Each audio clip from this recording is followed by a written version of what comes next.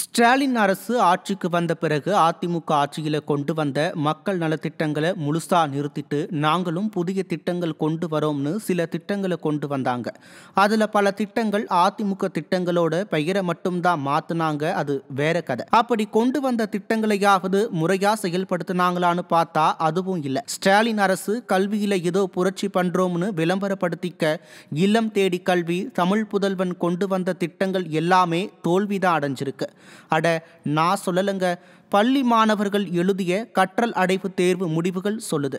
தமிழ்நாட்டில் 3, 5, 8ஆம் வகுப்புகளுக்காக நடைபெற்ற கற்றல் அடைவு தேர்வில் 48.24% தேர்ச்சி அடைந்து மாநிலத்திலேயே கடைசி இடம் பிடிச்சு இருக்கு நம்ம கோயம்புத்தூர். இல்லம் தேடி கல்வி திட்டம் குறிப்பா கிராமப்புற மாணவர்களின் கற்றல் இடைவெளியை குறைக்கிறதுக்காகவும் கல்வி வாய்ப்புகளை மேம்படுத்தவும் தொடங்கப்பட்டது.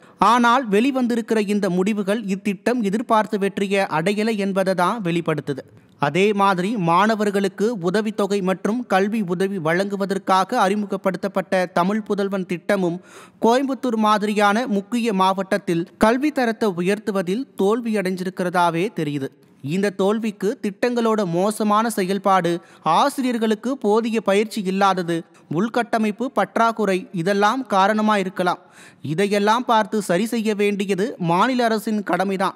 திட்டங்களை அறிவிச்சு சாதனை பட்டியலை சேர்த்துக்கிட்டு அடுத்த விளம்பரத்துக்கு தாவுற ஸ்டாலின் அரசு இதையெல்லாம் சரி செய்யுமான்றது கேள்விக்குறிதான்.